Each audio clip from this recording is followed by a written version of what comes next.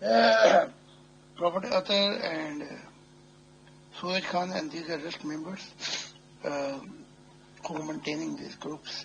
I'm over here, then let's start it. And all this question what people asking, we can, one by one we can ask. Okay. جی محترم زاہد خان صاحب، خدا کے دل، خدا کے پیغمبر مسیح الزماں اور آج کے دور کے نئے آدم، ہم آپ کا ہمارے آج کے سوال و جواب کی نشست سچے لمحات خدا کے ساتھ ہمارے آج کے پروگرام میں ہم آپ کا استقبال کرتے ہیں، محترم برادر پیغمبر سورج خان صاحب کا اور ہماری ایڈمن ٹیم کا۔ محترم زاہد خان صاحب، ہمارے ایک ممبر کا سوال ہے کہ جیسے اسلام کی تعلیمات میں کہا جاتا ہے کہ دائیں ہاتھ سے کام کرنے میں زیادہ برکت ہے، بائیں ہاتھ سے کرنے میں ایسا ہے، تو اس طرح کی جو معروضی تعلیمات ہیں ان کا روحانیت میں کیا تعلق ہے؟ یہ ایک ممبر کا سوال ہے جی۔ جب آپ اسکول جاتے ہیں تو وہ بچوں کی نرسری جو ہوتی ہے نا، کنڈر گارڈن جسے کہتے ہیں، وہاں پہ بتایا جاتا ہے کہ چمچہ ایسے پکڑنا ہے، ایسے پلیٹ سے کھانا کھانا ہے، جیسے یورپ میں بتاتے ہیں۔ بچے کو پھر ساتھ لے جا کے لال بتی پہ تم نے سڑک کو پار نہیں کرنا اور گرین پہ تم نے کراس کرنا ہے۔ یہ بچوں کی تعلیم کیونکہ عرب جاہل تھے اس وقت کے لیے ٹھیک تھی، کیونکہ چھوٹی چھوٹی باتوں میں وہ جاہل تھے۔ پانی پلانے پہ ہزاروں بندے مار دیتے تھے، قبائل آپس میں، عورتوں کے عشق کے اندر لڑائیاں ہو جاتی تھیں، جنگیں۔ تو وہ دور گزر گیا ہے۔ اب دیکھیں نا، بچے تو نہیں رہے۔ پھر ایک دور آیا اپنا کیا کہتے ہیں عیسیٰ کا، اس نے کہا اب تو جیسے کوئی بچہ 18 سال کا ہو جائے تو عیسیٰ نے کہا اب تو خود خدا کو جان، خود کھڑکا تاکہ تیرے لیے کھلے۔ تو وقت کے لحاظ سے تعلیمات بدل جاتی ہیں۔ اب جو ہماری تعلیمات ہیں وہ کامل تعلیمات ہیں، جہاں پہ خدا رہنا چاہتا ہے، یعنی کہ جیسے یونیورسٹیز۔ تو یہاں پہ خدا جو ہے وہ چمچہ تھوڑی پکڑائے گا بچے کو، یا دائیں سے کرو بائیں سے کرو۔ جیسے یہ کہ اپنا کعبے، جیسے قرآن کی ایک بات بتا دیتا ہوں، کعبے کی طرف رخ کر کے نماز پڑھنی ہے، یہ بچوں کی تعلیم۔ اب وہ جب داتا علی حجویری نماز پڑھنے لگے تو انہوں نے کعبے کے رخ سے بالکل ہی خلاف بنا دیا کعبہ، تو اٹھانے کے لیے آگے مسجد۔ تو پھر آپ نے جب نماز پڑھائی تو یہ آیت پڑھی قرآن کی، رب المشرقین و رب المغربین، مشرق اور مغرب کا رب وہی ہے، یعنی کہ جس طرف تم رخ کرو۔ تو یہ تعلیم تھی پختہ کہ کعبے کی طرف رخ کرو، یہ ہے تعلیم بچوں کی۔ تو اب دور گزر گیا، اب وہ تعلیمات خدا نے کہا میں نے ان کی سب لپیٹ دی، اب آگے آئے اور خدا کو جانے۔ بہت شکریہ محترم زاہد خان صاحب۔ ہمارے ایک ممبر کا سوال ہے کہ جب آپ عالم ارواح میں سفر فرماتے ہیں اور آپ کی ملاقات مختلف روحانی ارواح سے ہوتی ہے، مختلف جہانوں میں یا فرشتوں سے یا حق تعالیٰ کے ساتھ بھی، تو کیا یہ مختلف زبانوں میں آپ کی بات ہوتی ہے، ہم کلامی ہوتی ہے، یا آپ کی ہی جسے مدر ٹنگ کہتے ہیں، یا اردو میں یا انگلش میں جو زبان آپ کو سمجھ آتی ہے اس میں، یا یہ کوئی یونیورسل زبان ہے جس میں آپ کے ساتھ یہ گفتگو کی جاتی ہے؟ اس بارے میں بتائیے۔ اب یہ ہماری چھوٹی سی دنیا ہے نا، زمین، اس زمین پر کئی زبانیں ہیں، بلکہ انگنت زبانیں ہیں، تو سیکھنی پڑتی ہیں۔ پھر کوہ مقام میں جب آپ سفر کرتے ہیں اور جہانوں میں جو گنے بھی نہیں جا سکتے، تو وہاں کا جو قانون ہے وہ ٹیلی پیتھی کا ہے، یعنی کہ وہ جب ٹیلی پیتھی دیتے ہیں تو ان الفاظوں میں کوئی غلطی نہیں ہو سکتی، آپ بالکل جان جاتے ہیں کہ یہ مضمون وہ کیا کہہ رہے ہیں۔ اب الفاظوں میں یہ ہوتا ہے کہ الفاظوں میں نبیوں کو بھی غلطی لگ جاتی ہے، الہام ہوتے ہیں، سمجھنے میں غلطی لگ جاتی ہے، پھر بتانے میں غلطی لگ جاتی ہے، پھر جب لکھواتے ہیں وہاں اور غلطی ہو جاتی ہے۔ تو جو قوم کا جو جہانوں کی زبان ہے وہ ٹیلی پیتھی ہے، اس میں غلطی کا امکان ہی کوئی نہیں ہے۔ تو جب روح، کیونکہ روح جو ہے وہ ٹائم آف سپیس ہے، کیونکہ جسم کے ساتھ تو وقت کی پابندی ہے نا، ہم جہاز میں بیٹھیں گے پھر جائیں گے، روح کو اس کی پابندی نہیں ہے اگر نور ہے تو۔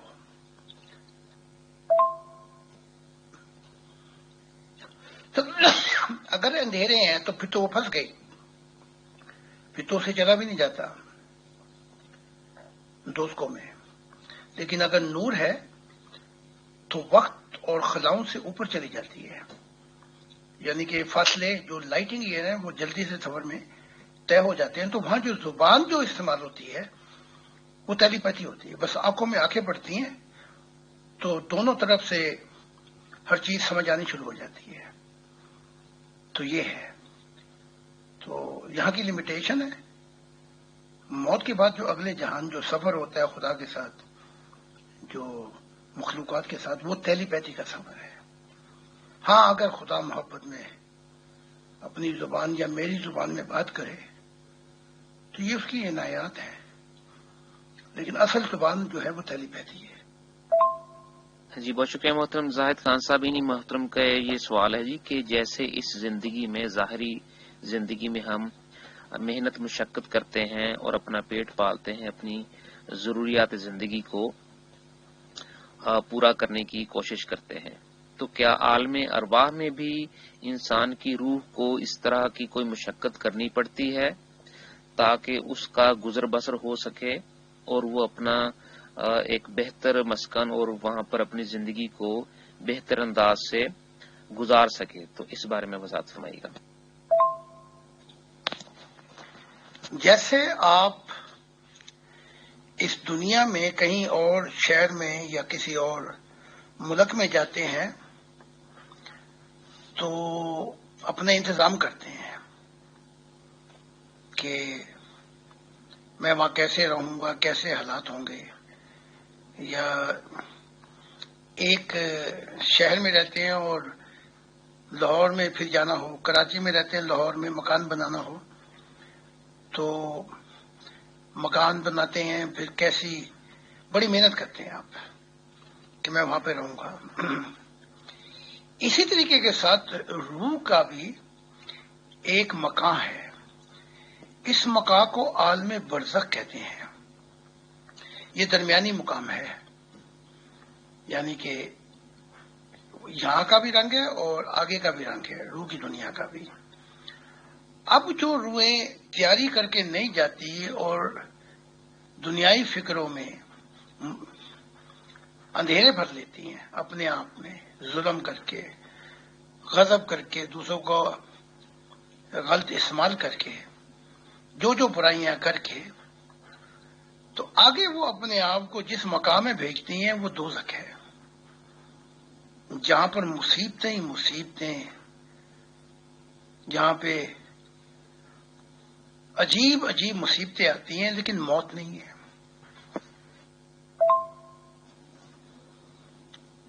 پھر اگر آپ نیک تھے، مصیبتوں میں یہاں زندگی گزاری، خدا کو نہیں بھولے اور اس کے لیے آخرت کے لیے آپ کچھ کرتے رہے، تو عالم برزخ ہے، پھر وہاں پہ جاتی ہیں روحیں، تو اپنی اپنی قابلیت اور روح کی صفائی کے مطابق انہیں دنیا میں بھیجا جاتا ہے۔ وہاں پہ رزق پڑا ہے، رزق سے مراد وہاں پہ زمین سے لاکھوں درجے اچھی زندگی گزر سکتی ہے۔ تو پھر یہ آتا ہے کہ روح میں کتنی صفائی ہے۔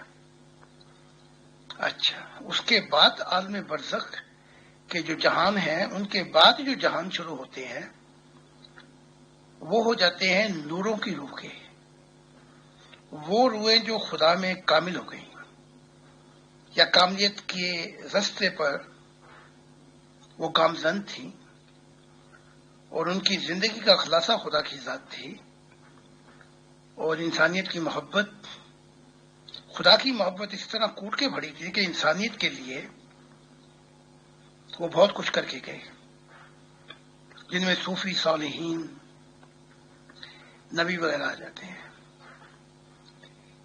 ان کی روحوں میں کیونکہ نور ہوتا ہے تو ان کو کھانے پینے کے مسئلے ختم ہو جاتے ہیں۔ یہ جن جہانوں میں بھی جاتی ہیں ان کے لیے سب کچھ تیار ہوتا ہے۔ جیسے آپ جائیں نا کوئی 6 اسٹار ہوٹل، تو سارا کچھ تیاری آپ کے لیے ہوتی ہے۔ تو یہ روحیں جن کے پاس نور ہوتا ہے یہ VIP ہوتی ہیں، ویری امپورٹنٹ پرسن، بہت اہم۔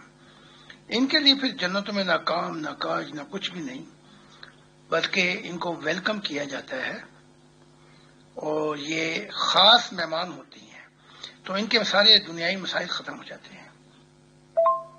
بہت شکریہ محترم زاہد خان صاحب۔ یہ ہمارے اس اردو ٹرانسمیشن کے اس پروگرام کا آخری سوال ہے کہ کیا عالم ارواح میں تمام انبیاء آپ کے مشن میں آپ کا ساتھ دے رہے ہیں؟ اگر جو آپ کا ساتھ نہیں دے رہے ان کی کیا وجوہات ہیں، وہ کس بنا پہ آپ کا ساتھ نہیں دینا چاہتے، جبکہ مرنے کے بعد تو انہیں اس سچائی کا بخوبی اندازہ ہو چکا ہے کہ خدا کی ذات آپ کے ذریعے اس دنیا میں، اور جیسا کہ آپ کا یہ ٹائٹل ہے آپ کے مسیح الزماں ہیں، تو پھر تمام جہانوں میں جہاں جہاں ارواح ہیں، اگر وہ آپ کا ساتھ جو نہیں دینا چاہ رہے ان کی کیا وجوہات ہیں؟ قرآن کی تعلیمات اور عیسائیوں کی تعلیمات ان کے خلاف ہی گئیں، بلکہ ان کے نبیوں کے خلاف ہی گئیں۔ وہ یہ کہ جب خدا نے کہا کہ جب وہ آئے گا تو تم میثاق دو گے، تم اس کے مددگار بنو گے، تو ان ارواح نے یہ میثاق وعدہ دیا تھا۔ پھر قرآن اور بائبل کی تعلیمات بتاتی ہیں کہ اگر وہ اس میثاق پہ قائم نہ رہے تو آسمان سے ستارے گر جائیں گے، یعنی کہ وہ جنتوں کے ستارے تھے پھر اپنا مقام کھو بیٹھیں گے۔ اب ہوا یہ ہے کہ بہت سے نبیوں نے بیعت کر لی، اور بیعت اس بات پہ کی کہ ہم خدا کے مددگار ہوں گے اور میری مدد کریں گے۔ بہت سے جو نبی ہیں جن کے مذہب بڑے بڑے ہیں، جیسے اسلام، عیسائیت اور ہندوؤں میں ایک اپنا کرسچن، اور موسیٰ نے تو بیعت کر لی، لیکن جیسے محمد صاحب اور یہ عیسیٰ، ان کو اپنے مذہبوں کی پڑ گئی کہ ہمارے مذہب بھی جاتے ہیں اب۔ تو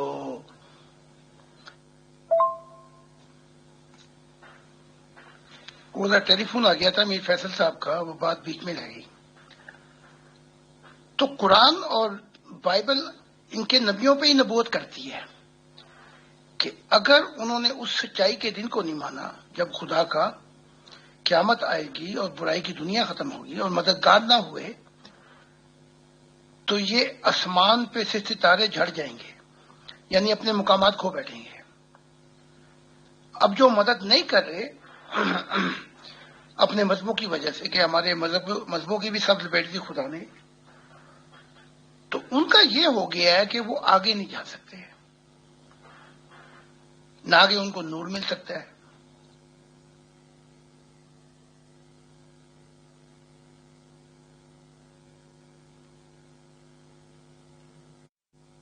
میری زندگی تو بہت کم ہے، تو اگر میری زندگی میں فیصلہ نہیں کر سکے تو بہت نقصان ہوگا ان کو عالم ارواح کے اندر۔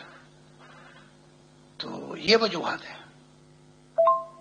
جی بہت شکریہ محترم زاہد خان صاحب آپ کی تشریف آوری کا، آپ کے اس قیمتی وقت اور روحانی رہنمائی کا، اور ہم شکر گزار ہیں برادر پیغمبر سورج خان صاحب کے اور ہماری ایڈمن ٹیم کے۔